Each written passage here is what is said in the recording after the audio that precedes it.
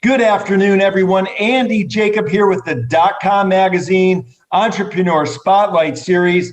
I am so excited about today's show. I've been waiting for a couple weeks for this show because we have Mr. Evan Nierman, the founder and CEO of Red Banyan, on the show today. He's the only two-time guest that we've had on the show. That's how important the information he has to give to the people watching and viewing the show and to the world at large. Now, Evan also is a two-time TED Talk presenter. We're going to get into that in a little bit because it's very fascinating what he's been able to do with the TED Talks to come across in a way that is very powerful and very interesting as well. So Evan, the founder of CEO and Red Banyan, welcome to the show and congratulations for only being the number one, first-time, two-time contributor to the show. Andy, I'm excited. It's the first time anybody's ever accused me of two-timing them, and I felt so proud. So thank you for having me, not once, but twice. It's just as great to be here this time as it was last time. I love it, Evan. Let's pull the lens back. Let's get to it. I know you've only sliced out a certain amount of time for me today. I've got so many questions for you. Let's pull the lens back a little bit. Let's talk about Red Banyan, and then we're going to get into it today. You got it. All right. Well, look, quick and dirty on Red Banyan. We're a strategic communications firm. We help organizations who want to accomplish their goals, and we use strategic communications, PR, in order to help them accomplish them. For some of our clients, that means they want to get in the press. For some of our clients, that means they want to get out. So whatever their needs are, we've got a team of mostly former journalists, great writers, and we help them promote a concept that I would describe as press the truth. And that is this idea that in this day and age, it's not enough to have the facts on your side, to have a story that you want to tell. You got to get in the mix. You got to tell it. You've got to press the truth. And that's what we're really all about. You see, I love that, Evan, and you're known as one of the world's great storytellers. So when somebody reaches out to Red Banyan and they think they have a story for their startup or their mid-sized company, or whether they're, let's just say, an Inc. 500 company, and you hear the story, how often do you need to change their story to make it sort of interesting to the people that are going to be hearing that story on the other end? Sadly, almost always. Not to say that we have to change the facts or we have to invent things. That's not what I'm suggesting. But it's interesting when you interview an entrepreneur, business person, and you ask him or her about their company, what they do, so many of the times they latch right into forget the 30,000 foot view. They go for the 3 millimeter view. And they get really into the details and they describe the who, what, when, where of what they do. And they provide a really non-compelling, non-memorable narrative. And so by and large, what business owners need to keep in mind is people don't want to just hear about the what it is that you do. They want to also understand the why. Why do you do it? How did you identify the need? And what makes your company unique, special? And so I think storytelling as a critic, it's such a critical element in business, but sadly it's one of the ones that's often most neglected. But I guess it's a good thing that people often don't know how to tell the story, because it means that we get to come in and we get to help them tell that story, which is exciting and interesting. Yeah, that's very exciting, and that's a great sort of niche that you've been able to build, as well as of course your crisis management part of your business. But let's keep talking about the storytelling just for a minute, because it's so interesting to me when I speak to entrepreneurs so often that they can't really encapsulate what their business even does in less than 10 or 20 or 30 seconds, and they have to go on and on and on and on. And by the time they get done explaining it, you've lost interest and you're not even interested in hearing it. So is that one of the things that Red Banyan specializes in? Absolutely. And I'll just put this question to you. I know you're the one asking the questions here, but I'm going to flip the script now and I'm going to ask you, Andy, what is it that you do? Well, we provide an amazing platform for entrepreneurs to tell their story, and we get that word out about them all over the world. Okay, that's pretty damn good. You know exactly what you do and why you do it. And so I would say to you, as someone who purports to be a storyteller and to provide a platform for people who are doing it, you're walking the talk. So that's a great example of you in a sentence. You really captured what you do and how you guys do it. So the good news is you don't have to hire us. Well, I don't think I can afford you, Evan, but that's great to hear. So, Evan, let's talk about crisis management, because we wanted to talk about this in terms of what's happening 2021. Everybody's, online or on TV talking about things like the cancel culture and things that are going on in social media. And we're reading all the stories about CEOs that are sort of being told not to speak what they believe to be their truth, or else it's going to cause stock prices to go down and cause the company some challenges. At a high level, let's talk about crisis management and what Red Banyan can do for a company in the crisis management field. Sure. Well, look, I spent years with people calling me a chicken. And weren't just calling me a chicken, they were calling me Chicken Little, who, if you remember the kid's story, Chicken Little was the one who was running around telling everyone the sky is falling, and guess what? The sky never fell. Well, I've been running around for almost a decade telling people, since I founded Red Banyan about 10 years ago, saying it is not a matter of if, it is when your organization is going to face a crisis.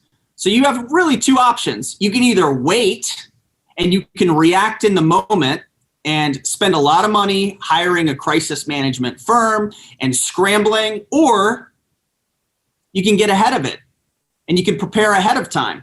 And almost universally, the message that I got was, wow, that's really interesting, and I just don't buy it.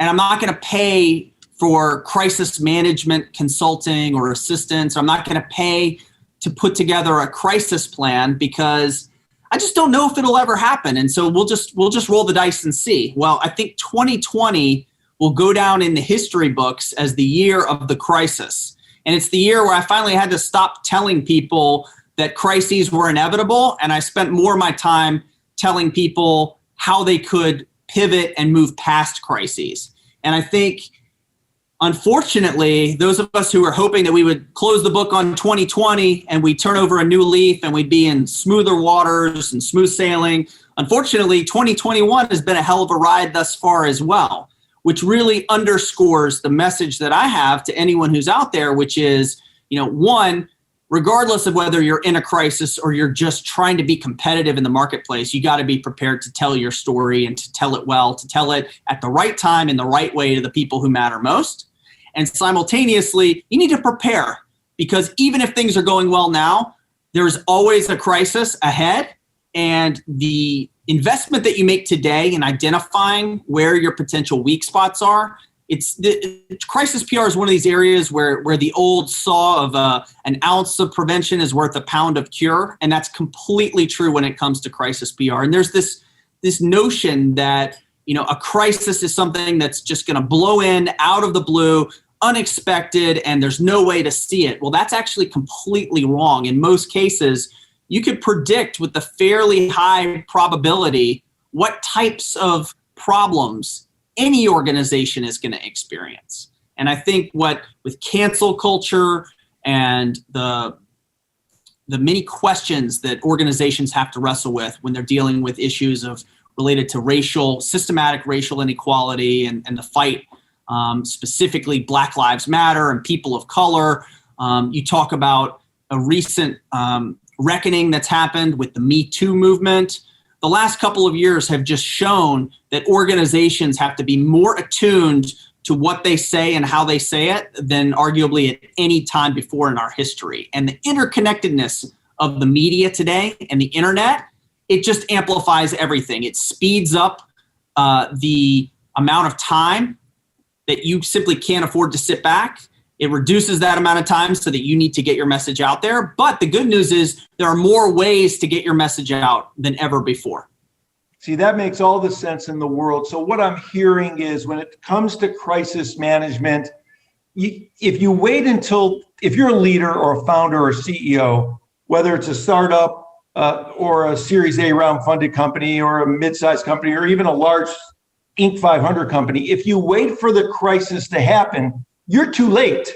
So that's why you need to sort of put one foot in front of the other as you're moving forward by putting a good story together, hiring somebody like Red Banyan to make sure that you're presented to the public in the best possible way, so that when that inevitable crisis occurs, which normally occurs for all companies at some point in time, you're ready. Is that sort of the way that it lays out? Yeah, the only thing I would say differently is if you reach out for help when the crisis hits, you're not necessarily too late. Is it better to do it before? 100%, absolutely. But just because you didn't prepare in advance, but then you're experiencing it, it doesn't mean all is lost, that you've missed the boat and it's too late. There are almost always things that you can do or say, regardless of the situation, that will increase the likelihood that you will weather the storm and that you'll be able to move past it. And I think, when I think about crisis communications, when I think about communications and PR, let's go broader, Andy, because I know a lot of the folks who tune in to see you, they're interested in building their businesses. They want to get their brand out there. They want to grow revenue. They want to grow their teams. They want to increase the number of sales, the number of clients. Storytelling and communicating are so essential. It's one of these arenas that people think of last, and they should really be putting it first. Because if you can tell a compelling story and you can make a compelling case for your business and the need that you're fulfilling in the marketplace, well, all the rest of it is going to happen. You're going to increase your sales. You're going to grow your team. You're going to grow revenue. The worst thing that you can have is to be boring and unfindable. And if you don't have a story to tell, well, you need to enlist the help of someone in the media, someone like yourself who knows how to tell stories well. You need to engage with creatives in and around you. I'm not just saying you need to hire a PR firm or a marketing agency, but think about telling a story. Think about saying something memorable. If you're an accountant and someone says, oh, hey, what do you do? And you just come back and you say, oh, well, I have a mid-sized accounting firm. Yeah, that's not significant. But if you were to ask, and I'm making this up on the fly here, but if you were to ask an accountant at a cocktail party, since we all know accountants love to hang out at cocktail parties, and you say to the guy, oh, so tell me what you do. And he says, I make the dreams of entrepreneurs come true. Oh, how do you do that? Well, he's just explained the value that he provides. He's just roped you in by telling you that he's got this interesting thing that he does. And then I've then responded, and now I've opened the door so you could say, well, I do that because I help make sure that they have the cash in the bank that they need in order to grow their businesses and live the lives they've always wanted. So just that little nuanced changing of the dial and the perspective makes all the difference. And that's the power of communications. Evan, send me a bill because I'm going to steal that line the next time somebody asks me what I do. I'm going to say, I make the dreams of entrepreneurs come true. Send me a bill. But no bill. You know what? You all have to pay it forward. If you got some value from that comment, and if there's one viewer out there who comes away from watching this and feels like they got something of substance, my job is done, and that's all the reward that I need. I love it, Evan. Let's turn it around a little bit now, and let's get into these TED Talks that everybody's talking about and have been talking about. You're a 2-time TED Talk presenter. The first, I'm not sure which one came first. Was it Never Tell the Truth, the first one that you did, or was that the second one? That was the second one. Let's talk about the first one first, how we risk our lives online.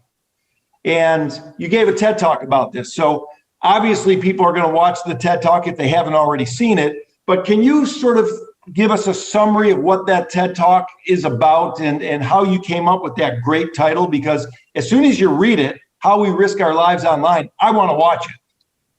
Well, good. That's the idea. And I guess that means we did a good job in coming up with the title. So I'm glad it worked and it roped you in. That's the point. And honestly, when you look at any kind of content, especially visual content, it needs to have it all starts with the headline. And I would say to entrepreneurs and business people who are watching, think about your email in the same way. What's that headline? The headline is the subject line of your email. And if your emails say things like follow up or checking in or introduction, well, you're not really making a great first impression, and there's a high likelihood the person's just going to hit delete before they even open that message. So think about your email inbox, the subject line as being a headline. That's just an extra tip. Look, here's how I would describe the value proposition or the main message of the TED Talk I gave. And I'm going to tell it to you now, and you'll hear it in 10 seconds, and then you'll save yourself the other 9.5 minutes. You won't even have to watch it. But if you do these two things, two seems to be the theme, 2 TED Talks, 2 times on your show. If you do these 2 things, you can make sure that you protect your brand and you don't find yourself in a crisis. And that is, you share with care and post with purpose. Share with care, post with purpose. And by that, the headline talks about how we risk our lives online. The way we risk our lives online is we risk our physical safety if we're revealing too much, or we're posting, ask the people who rioted at the Capitol and broke into the Capitol if they were sharing with care when they were posting selfies, having overrun the Capitol Police and invaded federal property. Well, because they didn't share with care, the FBI and other law enforcement has had a really easy time identifying these individuals and finding them and holding them to account. That's one example. Another would be, I go on vacation to Bermuda. I'm just making this up. I've never actually been to Bermuda, but I hear it's very nice. I go to Bermuda and I post a great picture of my family on the beach hanging out in Bermuda. And I say, man, we're in Bermuda. This is day 1. I can't wait to see what the next week is going to bring.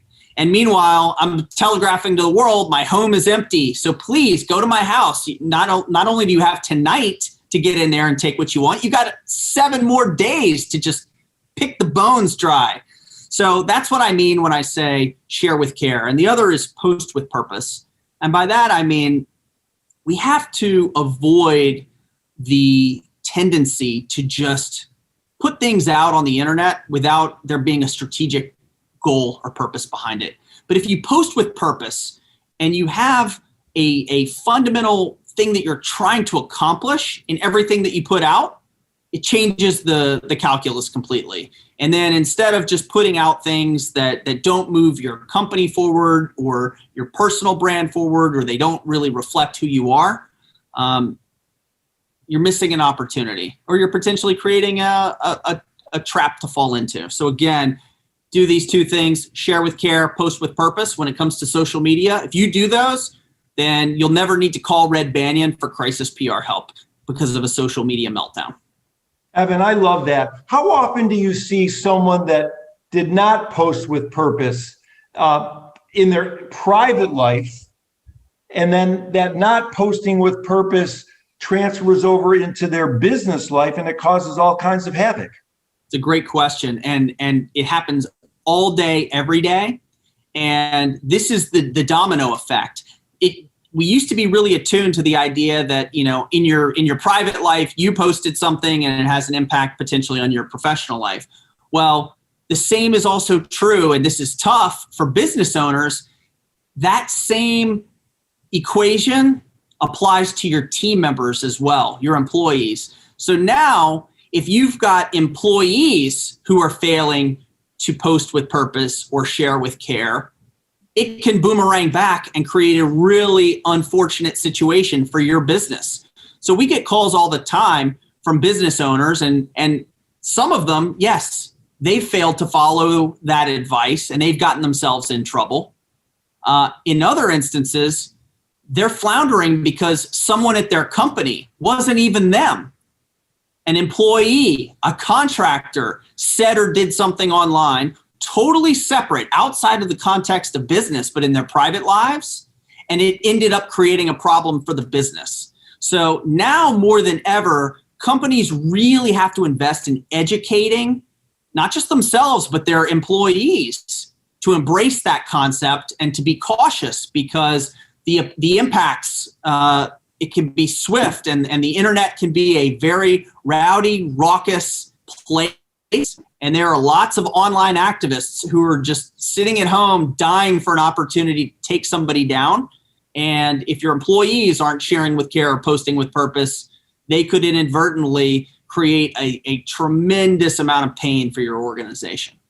You see, I can see that being a real need where these companies really need to invest in education for their employees, because if their employees don't post with purpose, that reflects upon the company in a negative way. And then that company has a problem, not only perhaps with, let's say, their financials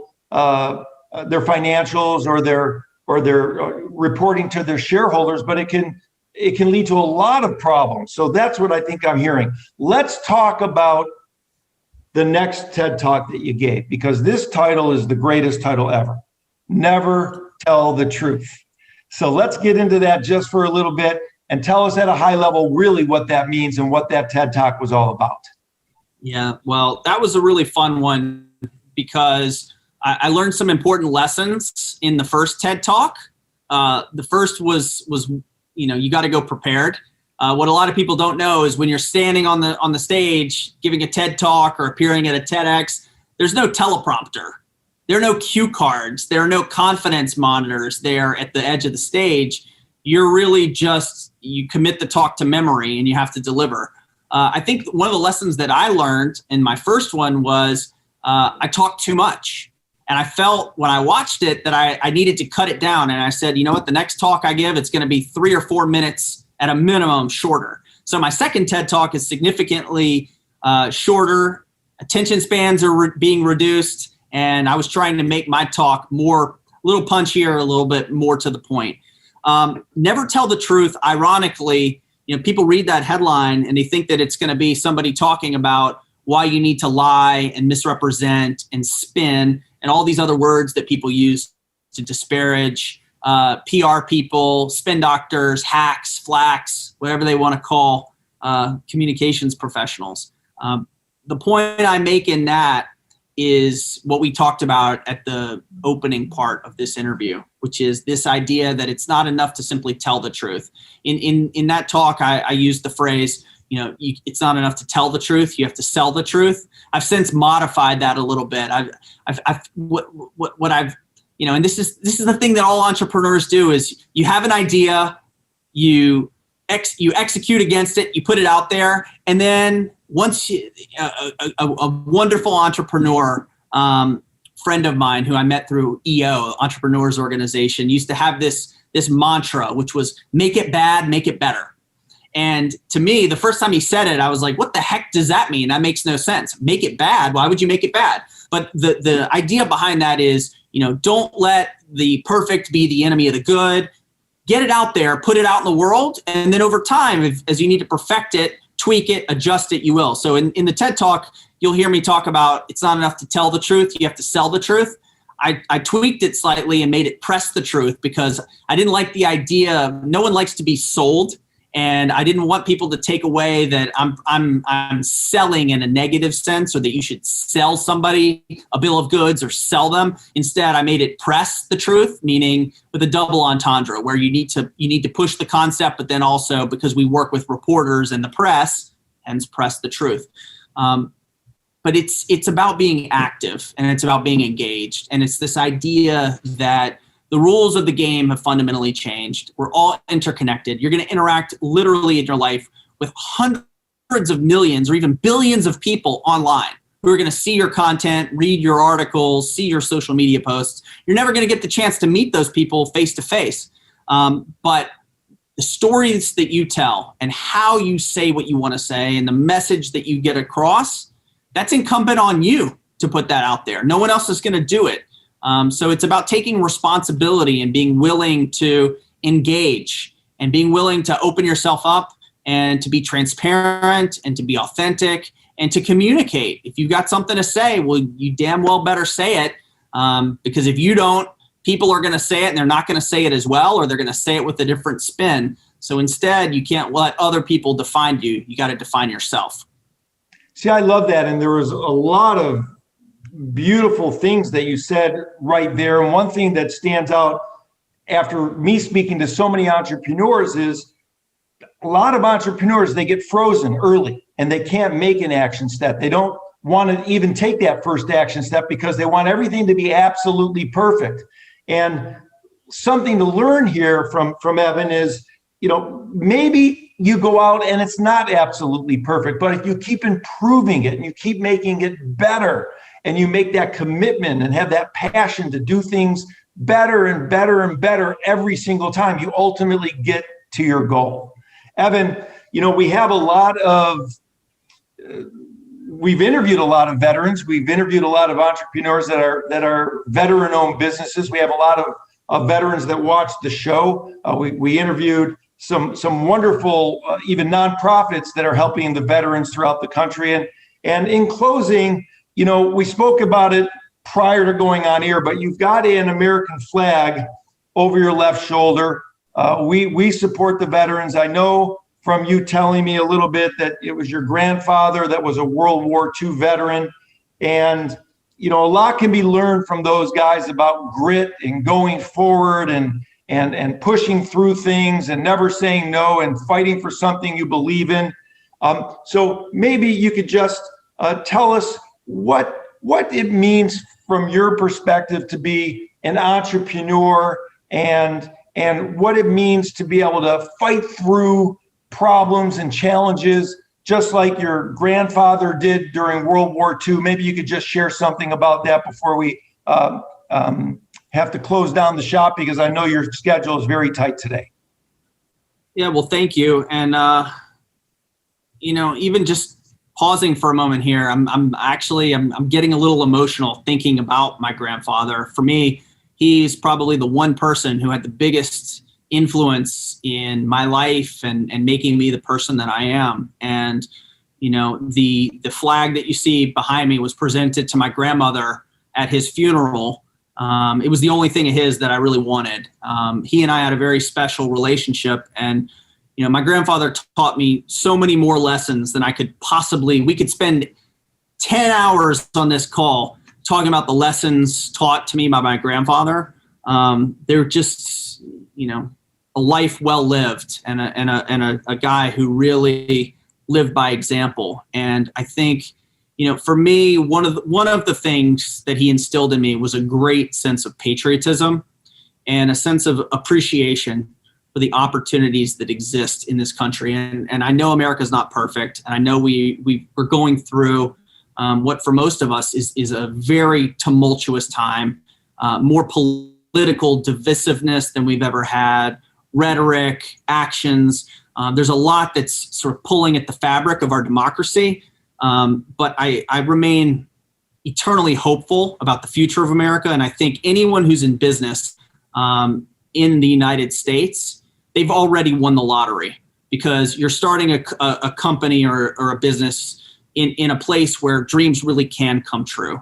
And, the American dream is alive and well. If you're willing to put in the work and the effort and the commitment, it's possible. And I learned that from my own grandfather. He was born into very tough circumstances. He was raised in an orphanage as a young man. His mother died in childbirth, and his father had to give him up and put him in the orphanage because during the Depression, he couldn't take care of him. Well, my grandfather ended up, by sheer force of will, got himself a scholarship to Georgetown University in DC. He never graduated because he was drafted, and he was called to service, and he went to serve in Europe, and he did that.